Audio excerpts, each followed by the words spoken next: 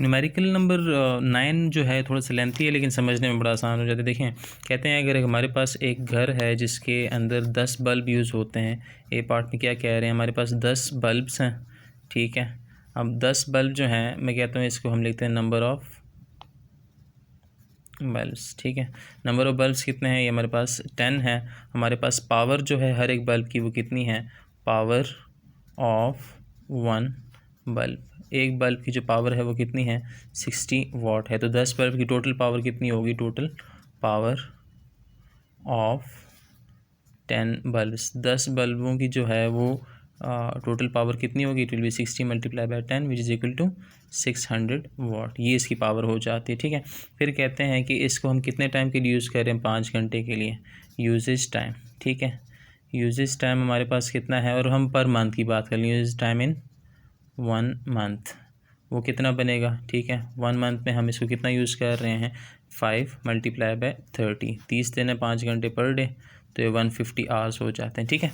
अच्छा, फिर कहते हैं कि हमारे पास फैंस हैं, बी पार्ट में, मैं ए बी नहीं लिखूँ, मैं डायरेक्टली लिख देता हूँ।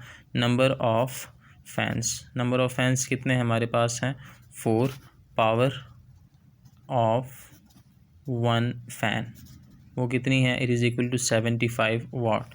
तो टोटल पावर कितनी होगी, टोटल पावर ऑफ 4 फैंस वो कितनी होगी, वो होगी 4 मल्टीप्लाई बाय 75, और इसकी वैल्यू हमारे पास आती है 300 वाट में, ठीक है। ये इसकी वो होगी। यूजेज टाइम कितना है इसका, यूजेज टाइम 10 घंटे के लिए एक दिन यूज़ होता है, तो हम पर मंथ की बात कर लेते हैं। यूजेज टाइम इन 1 मंथ, ठीक है। 1 मंथ में इसका यूज टाइम कितना हुआ, दैट इज़ कितने टाइम के लिए यूज़ किया जा रहा है इसको यूज़ किया जा रहा है 10 आवर्स के लिए। 10 मल्टीप्लाई बाय 30 करेंगे तो ये बन जाएगा 300 आवर्स में, ठीक हो गया। फिर इसके साथ साथ फिर कहते हैं कि हमारे पास कितने हैं TV, number of TV set कह देते हैं, ज़्यादा बेहतर रहेगा। It is equal to 1, power कितनी है, power of TV is equal to, ये कहते हैं इसकी पावर है 100 वाट की, ठीक है। फिर यूजेज टाइम इससे कितना है, इसको मल्टीप्लाई करने की, उसकी एक ही है तो उसको मल्टीप्लाई करने की ज़रूरत नहीं है। Usage time per month, usage time per month इससे क्या होगा, यूजेज टाइम इसका होगा कितना लिखा है, 5 आवर्स है, तो इसको 30 से मल्टीप्लाई करके 150 आवर्स इसका यूजेज टाइम हो जाता है। अच्छा खैर, फिर नेक्स्ट अब कहते हैं कि हमारे पास 1 इलेक्ट्रिक आयरन भी है, ठीक है। नंबर ऑफ इलेक्ट्रिक आयरन कितने हैं, एक है। पावर क्या है इसकी, पावर ऑफ इलेक्ट्रिक आयरन वो है 1000 वाट की। फिर कहते हैं क्या है कि इसका हमने यूजेज टाइम देखना है, यूजेज टाइम पर मंथ वो कितना है इसका, वो इसका है 2 आवर्स पर डे, तो 2 आवर्स पर डे है तो पर मंथ ही हो जाएगा 60 आवर्स, ठीक हो गया। नाउ आगे क्या कहते हैं कि अगर हमारे पास 1 या कॉस्ट ऑफ 1 यूनिट, ठीक है, 1 यूनिट इलेक्ट्रिसिटी की कॉस्ट कितनी है, 1 यूनिट ऑफ इलेक्ट्रिसिटी,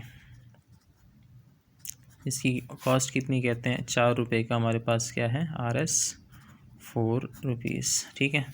4 रुपये का एक यूनिट है, तो पर मंथ इसका बिल कितना बनेगा ये हमने कैलकुलेट करना है इस पूरे घर का, जिसमें हमारे पास क्या है 10 बल्ब यूज़ होते हैं, यूजेज टाइम सारा हम कर चुके हैं। फिर 4 फैंस यूज़ होते हैं इतने इतने टाइम के लिए, उसकी हमने सारी बात कर ली। फिर हमारे पास टीवी सेट है और इलेक्ट्रिक आयरन वगैरह सारा कुछ, एक यूनिट कॉस्ट हमें बता दी गई है, बस आने से कैलकुलेट करना है। पहले तो हम इसकी एनर्जी कंज्यूम की बात करेंगे। ये जो बल्ब हैं 10, ये कितनी एनर्जी कंज्यूम करते हैं, पहले मैं लिखूँगा नंबर 1 पार्ट में एनर्जी कंज्यूम बाय 10 बल्ब्स, ठीक है, या एनर्जी कंज्यूम्ड बाय 10 बल्ब्स वो कितना है, और फार्मूला में पता है। फार्मूला क्या था, हमने कहा था power multiply by usage time divided by 1000, ये हमारे पास क्या है, हम यहाँ से इसका सोल्यूशन स्टार्ट कर रहे हैं तो आपको अंदाज़ा हो जाएगा। अच्छा खैर, इसको डिवाइड करेंगे तो इसकी वैल्यू कितनी आती है, 600 बल्ब की टोटल पावर बनी थी जो कि हमने कैलकुलेट की थी। यहाँ पे यूजेज टाइम 150 आवर्स हैं, तो 600 मल्टीप्लाई बाई 150 डिवाइड बाई 1000, तो ये तीन वैल्यूज़ इसके साथ कैंसिल आउट हो जाएंगी। 15 मल्टीप्लाई 60 करेंगे तो 90 यूनिट्स बन जाते हैं। ठीक है, 90 यूनिट्स जो हैं ये 10 बल्ब यूज़ करते हैं। फिर इसी तरह से नंबर 2 हमारे पास क्या हो जाएगा, एनर्जी किधर है, एनर्जी कंज्यूम्ड बाय, उसके बाद फैंस थे 4 फैंस, वो कितना होगा, ये हमारे पास हो जाएगा एनर्जी कंज्यूम। पहले तो इसकी पावर आती है ना, पावर हमने करना है, इसको यूँ करके लिख देते हैं, power multiply by usage time divided by 1000। तो पावर इसकी हमने कैलकुलेट की थी, कितनी थी, that was 300 multiply by usage time इसका था 300 आवर्स में डिवाइडेड बाय 1000। तो ये कैंसिल आउट हो जाते हैं इससे, और ये बन जाएगा 3 और 90, तो ये बन जाएगा 90 यूनिट्स इसके भी। ठीक है, मैं इसको यहाँ पे लिख देता हूँ, इसके बन जाते हैं 90 यूनिट्स। इतनी एनर्जी फैंस ने कंज्यूम की। फिर उसके बाद हम बात करेंगे टीवी सेट की, तो energy consumed by TV set कर लेते हैं। ठीक है ना, इसकी वैल्यू क्या हो जाएगी, power multiply by usage time divided by 1000। तो टीवी ने जो पावर यूटिलाइज़ की थी वो कितनी थी, हम इसको देख लेते हैं। टीवी की 100 वाट थी और 150 आवर्स के लिए यूज़ किया जा रहा है। ठीक है, तो this is 100 multiply by 150 divided by 1000, तो ये कैंसिल आउट हो जाएंगे तीनों इससे, और ये बन जाएगा 15 यूनिट्स। इसने 15 यूनिट्स कंज्यूम किए।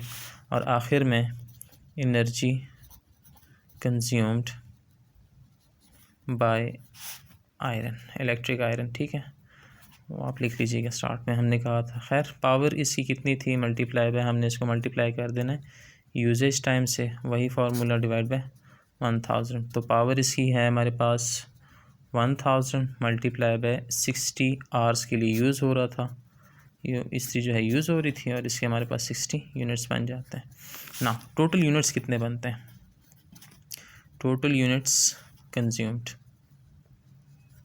वो कितने हैं, एक स्टार्ट में हमारे पास 90 थे, फिर 90 आए, फिर 15 आए, और फिर 60 आ गए। तो ये टोटल यूनिट्स हमारे पास कितने बनते हैं, इट इज़ इक्वल टू 100 तो नहीं, खैर ये बनता है 255 यूनिट्स। ठीक है, हमने इसके 255 यूनिट्स किए हैं। अब हमने क्या करना है, cost of 1 unit, cost of 1 unit क्या थी, RS 4 रुपीज़।